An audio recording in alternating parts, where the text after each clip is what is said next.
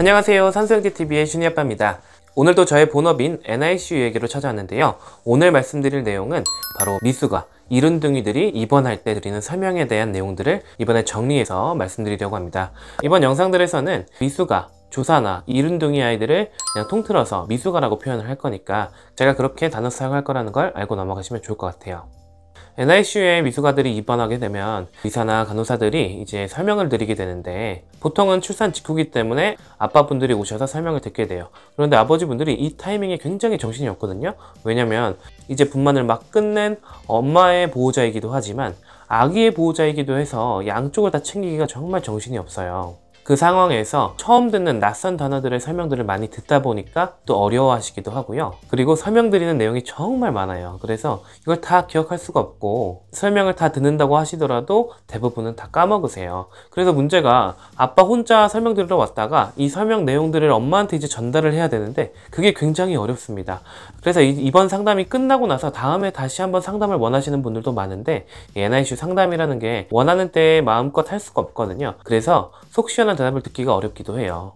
그래서 이번 영상을 준비했는데요. 이번 영상은 이제 우리 아기가 미숙아로 태어나서 NICU에 입원해가지고 입원 설명을 듣고 왔는데 그 내용이 잘 기억나지 않으신 분, 또는 그 입원 설명을 직접 듣지 못한 아이의 어머니나 다른 가족분들, 그리고 아직 분만 전인데 우리 아기가 태어나면 NICU에 입원해야 될지도 모른다는 그런 설명을 산부인과에서 들으신 분, 그리고 NICU 의료진분들이 입원 설명을 하는 보조자료로 활용하실 수 있도록 오늘 영상을 준비했는데요.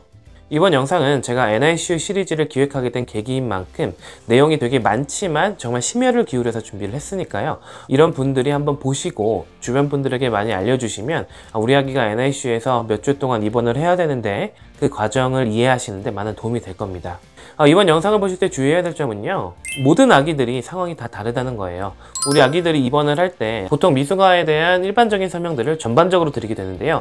오늘도 그 내용들을 담았으니까요, 이거 우리 아기랑 조금 다른데 이 내용은 왜 빠졌지? 하시는 생각이 드실 수도 있는데, 그런 자세한 내용들은 추후에 다른 영상을 제작해서 말씀드리도록 하겠습니다. 이번 영상 대본을 준비하다 보니까 내용이 정말 많아요. 평상시 대본의 한 3배 정도 됩니다. 그래서 어쩔 수 없이 두 편으로 나눠서 말씀을 드릴 거니까요. 이번 영상과 다음 영상까지 꼭 시청하시면 많은 도움이 되실 것 같고요. 오늘 영상은 미숙아 출생에 대한 전반적인 내용과 출생 직후에 나타날 수 있는 문제점들에 대해서 주로 말씀을 드릴 테니까요. 오늘 영상은 특히 우리 아기가 미숙아로 태어나서 이제 막 NICU에 입원한 부모님들에게 많은 도움이 될 겁니다. 현대의학이 많이 발달하면서 미숙아들의 생존율이 많이 올라갔습니다. 미숙아들의 생존율을 저희가 따질 때 가장 중요하게 생각하는 지표가 출생 체중이 1500g 미만인 초극소 저체중아들의 생존율을 기준으로 생각을 하는데요. 우리나라에서 미숙아 치료를 하는 대학병원들의 네트워크인 한국신생아 네트워크라는 그런 기관이 있어요. 거기서 매년 보고서가 나오는데, 그 보고서에서 나온 우리나라에서 출생한 초극소 저체중아 아이들의 생존율은 2014년도에는 84.9%였는데 2020년도에는 89.3%까지 생존율이 더 올라갔어요. 그러니까 이 미숙아들에 대한 생존율도 점점 좋아지고 있고, 우리나라 병원들의 그런 의학적인 기술들도 많이 올라가고 있다라고 알고 계시면 좋겠습니다. 그래서 저처럼 신생아를 다루는 의사들이 생각하는 미숙아의 치료에 대한 방향은 이전에는 무조건 살린다 였다고 하면 이제는 잘 살린다 라는 표현으로 조금 마인드가 바뀌게 됐어요. 미숙아 아이들의 생존율이 많이 올라갔기 때문에 이 생존 자체에만 초점을 맞추는 게 아니라요, 미숙아 아이들은 머리끝부터 발끝까지 정말 다양한 문제들이 발생할 수 있고 추후에 후유증도 발생할 수 있기 때문에 이 모든 것들을 다 아울러서 단순히 살리는 것뿐만이 아니라 잘 살려서 나중에 후유증도 많이 남지 않도록 치료해야 된다라는 게 저희의 생각이고요. 그리고 아이들은 태어나서 시기마다 또 문제들이 많이 발생을 해요. 그리고 그런 문제들 때문에 후유증이 발생하는 경우도 많아서 머리끝부터 발끝까지 시기마다 다양하게 생길 수 있는 이 문제들에 대해서 신생아를 돌보는 의사들은 많이 신경을 쓰고 있습니다. 그리고 이 내용들에 대해서 설명을 다 드리다 보니까 미숙아 입원 설명이 굉장히 내용이 많고 어려울 수밖에 없고, 또 시간이 지나고 나면 부모님들이 많이 까먹게 되는 내용들이기도 해요. 그래서 저는 부모님들께 입원 설명을 드릴 때 태어나서 이제 초기에 걱정해야 되는 문제들부터 설명을 드리고요. 그 이후에 천천히 생각해야 되는 문제들에 대해서 설명을 드리고, 또 부가적으로 걱정해야 될 문제들을 설명을 드릴 텐데, 이번 시리즈는 바로 그 순서대로 영상을 구성했어요. 일단 우리 아이들이 처음 태어났을 때는 생존의 문제를 걱정하게 됩니다. 일단 숨을 쉬는 폐의 문제를 걱정하고요. 그리고 심장이 뛰는 순환의 문제를 걱정해요. 그리고 의외로 이 체온, 온도와 습도의 문제도 생존과 직결된 문제입니다. 일단 가장 초기부터 저희가 걱정하는 문제인 호흡기 관련 문제부터 설명드리겠습니다. 우리 아이들은 엄마 뱃속에서는 탯줄을 통해서 산소를 공급받다가 이제 태어나면 자기가 숨을 쉬어야 되잖아요. 그래서 아이들이 자신의 폐로 숨을 쉴 수 있어야 이 세상에서 생존이 가능한데, 미숙 아이들에게서 가장 흔하게 나타나는 문제는 바로 폐의 성숙 문제인 신생아 호흡곤란 증후군입니다. 조기 진통이 있어서 병원에 입원해 계신 분들이나 아니면 미숙아를 출산해 보신 분들은 아시겠지만, 출산 전에 미리 폐성숙 주사라는 스테로이드 주사를 맞아요.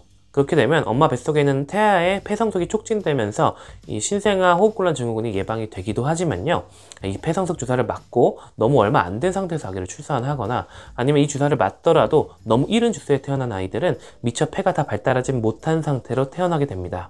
그리고 간혹 만삭인 아이들 중에서도 폐가 약간 미성숙해서 태어난 아이들도 있어요. 미성숙 폐의 가장 큰 문제는 폐 계면활성제인데요. 이건 제가 지난번 태변 흡인 증후군 영상에서도 설명드렸는데, 이 폐 계면활성제라는 물질이 폐 안쪽을 싹 코팅을 해서 공기 중에 있는 산소를 흡수하는 데 도움을 줍니다. 그런데 이 물질이 잘 분비가 되지 않고 활성이 되지 않으면 우리 아기들이 아무리 폐로 숨을 쉬려고 해도 공기 중에 있는 산소를 쫙 흡수하지 못해요. 그래서 호흡곤란이 생기게 되는 거거든요. 그렇기 때문에 미숙한 폐를 치료하는데 가장 중요한 치료 방법은 바로 이 폐 계면활성제를 투여하는 거고요. 보통 이렇게 폐 계면활성제를 투여할 정도의 아기들은 약을 투여한 다음에도 저희가 기계로 호흡을 도와주는 기계 환기를 시행하게 돼요. 이 기계 환기는 심한 경우에는 기관삽관을 해서 벤틸레이터를 다는 경우도 있고요. 아니면 코나 입에 마스크를 씌워서 기계로 숨을 불어넣어주는 방법이 있는데, 이 방법들은 아기의 상태에 따라서 결정을 하게 됩니다.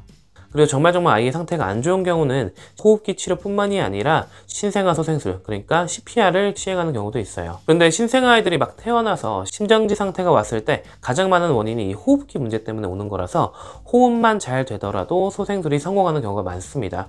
그런데 이번 설명을 드릴 때는 일단 분만장에서 소생술을 잘 마치고 들어온 거니까 대부분 소생술의 단계는 지나간 상태에서 말씀을 드리게 됩니다. 이렇게 신생아 호흡곤란 증후군이 넘어가고 나서는 또 어떤 호흡기 문제가 생길 수 있냐면 미숙아 무호흡증이라는 게 생길 수 있습니다. 미숙아 무호흡증의 원인은 크게 두 가지라고 저희가 설명을 드리는데요. 일단 첫 번째는 중추성이에요. 그러니까 우리는 뇌에서 숨을 쉬라고 명령을 내려야 숨을 이렇게 쉬잖아요. 그런데 이 기능 자체가 미숙하기 때문에 잠이 들거나 했을 때 무호흡이 오는 중추성 무호흡증이 있어요. 그리고 아기들이 가래가 많이 끼는데 이 코나 목 쪽에 비인두 쪽 근육이 발달하지 못해서 이게 끼면은 숨을 쉬려고 해도 숨을 쉴 수 없는 폐쇄성 무호흡증이 생기기도 합니다. 그런데 보통 우리 미숙 아이들의 무호흡증은 이 중추성과 폐쇄성이 같이 나타나는 경우가 굉장히 많아요. 간혹 이 무호흡증이 이런 중추성이나 폐쇄성 말고 폐혈증이나 여러 가지 컨디션이 안 좋아서 생길 수도 있거든요. 그렇기 때문에 저희가 미숙아들을 진료할 때 아이가 무호흡증이 생겼다고 하면 일단 다른 원인이 없는지부터 생각을 하고, 다른 원인이 없다면 그냥 미숙아 무호흡증이구나 라고 저희가 치료를 들어가게 됩니다. 아기가 다른 질환 때문에 무호흡증이 생긴 거라면 그 원인을 제거해 주고요. 가래가 자꾸 껴서 그렇다라고 하면 석션을 자주 해주고, 그리고 호흡 보조를 해주기도 해요. 무호흡이 정말 긴 아이들은 기계 환기를 통해서 호흡을 도와줘야 될 수도 있고요. 아니면 가볍게는 아기가 잠잘 때 너무 숨을 안 쉬면 등을 문질러 주면서 자극을 주기도 합니다.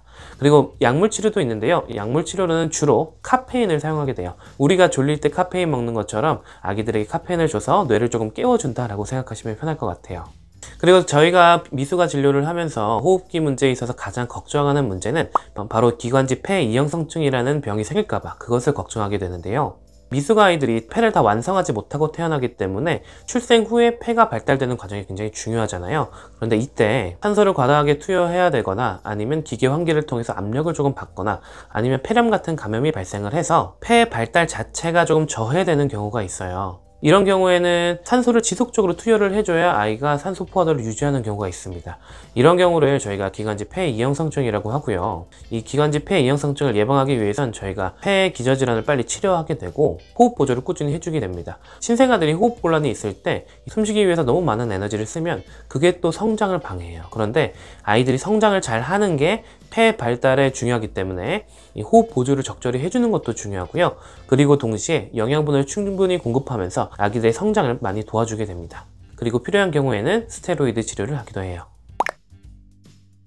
그리고 이 모든 치료할 때 생존에서 되게 중요한 게 온도와 습도를 조절해 주는 건데요. 특히 신생아들의 체온을 유지하는 것은 생존율에 굉장히 중요합니다. 아기들은 피부가 얇아서 온도와 습도를 잘 잃어버린다고 제가 말씀을 드렸잖아요. 그렇기 때문에 우리 아기들의 체온을 유지를 위해서 굉장히 많은 노력을 하고, 그 유지를 위해서 우리가 인큐베이터에서 아기들을 치료하게 되는 것도 있고요. 그리고 인큐베이터의 온도로도 부족한 초국소 저체중아 아이들 같은 경우는 저희가 태어나자마자 비닐로 막 감싸거나 모자를 씌워주거나 이런 식으로 체온 유지를 위해서 굉장히 많은 노력을 합니다.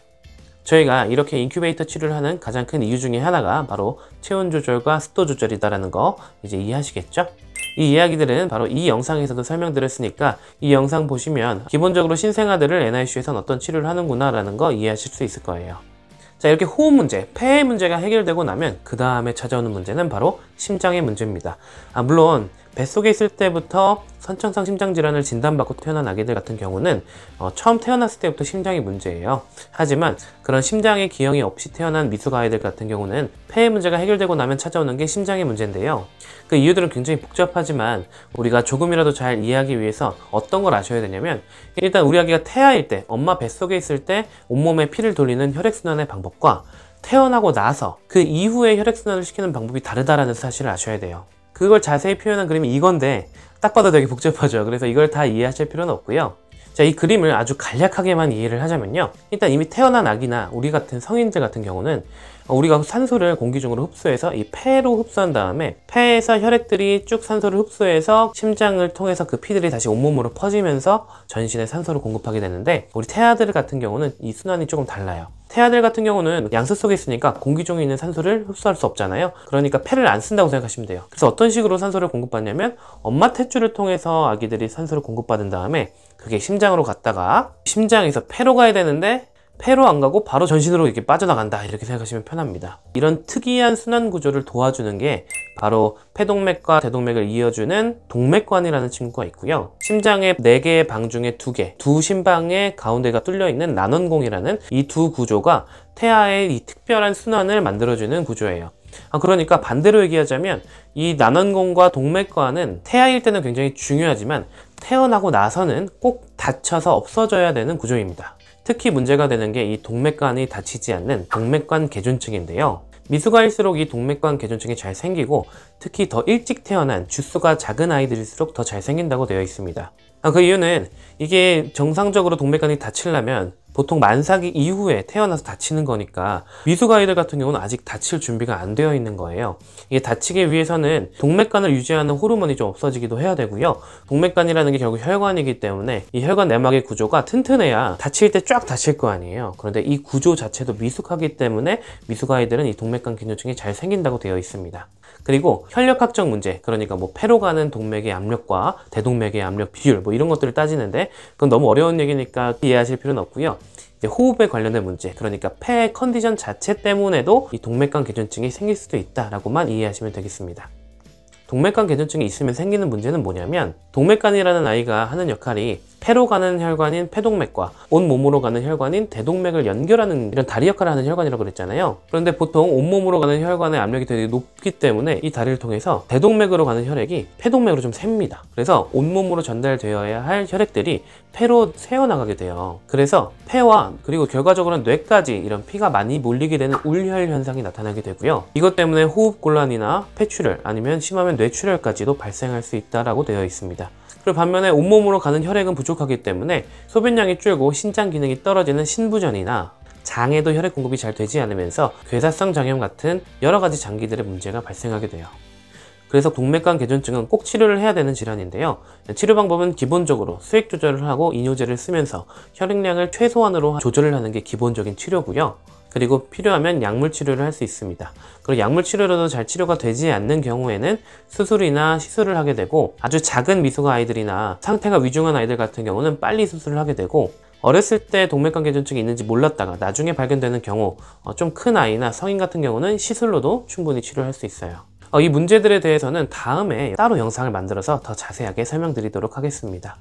그리고 초기에는 여러 가지 또 다른 문제들이 생기게 되는데요. 일단 미숙 아이들은 혈당 조절이 굉장히 미숙해요. 그렇기 때문에 저혈당이나 고혈당이 나타나서 이런 것들을 조절하느라고 좀 고생을 하기도 하고요. 그 원인들은 굉장히 여러 가지가 있습니다. 미숙 아이들은 몸속에 갖고 있는 혈당 자체가 적은 것도 원인이 될 수 있고, 다른 질환 때문에 저혈당이나 고혈당이 나타나기도 해요. 그리고 출혈 문제도 또 다른 문제인데요. 아이들이 미숙아로 태어날 수 있는 여러 가지 질환들이나 아니면 미숙아 아이들이 겪을 수 있는 여러 가지 질환들 때문에 피가 잘 굳지 않는 출혈 문제가 발생할 수도 있습니다. 이런 것들을 예방하기 위해서 신생아들은 태어나면 비타민 K를 맞기도 하고요. 이런 출혈 문제가 잘 해결되지 않는 경우에는 혈소판 보충이나 신선 동결 혈장 같은 수혈을 통해 출혈을 치료하기도 합니다. 우리 아이들이 처음 태어나서 겪을 수 있는 일반적인 내용들도 이렇게나 많아요. 그런데 이 이야기들이 모든 아이들에게 적용되는 건 아닙니다. 우리 아이는 괜찮았었는데 하는 분들도 계실 수도 있고요. 우리 아기가 겪었던 문제가 안 나왔네 라고 생각하시는 분들도 있을 수 있어요. 그것은 아기들마다 상황이 모두 다 다르기 때문에 경험에 따른 차이가 있을 수 있는데요. 오늘 말씀드린 내용들은 미숙아 아이들이 처음 입원할 때 공통적으로 말씀드리는 내용이니까 전반적으로는 이런 것들을 고려해서 치료하시는구나, 우리 아기에게도 이런 문제가 올 수도 있겠구나 라는 사실을 그냥 이해하시면서 처음 입원 설명을 듣고 오셨을 때 복습용으로 활용하시면 좋을 것 같아요. 다음 시간에는 출생 초기 이후에 생길 수 있는 또 다른 문제들에 대한 설명으로 찾아올 테니까요. 다음 영상도 많은 기대 부탁드리겠습니다. 오늘 영상도 시청해주셔서 감사드리고요. 저는 그럼 다음 시간에 미숙아 입원 설명 두 번째 시간으로 찾아뵙도록 하겠습니다. 감사합니다.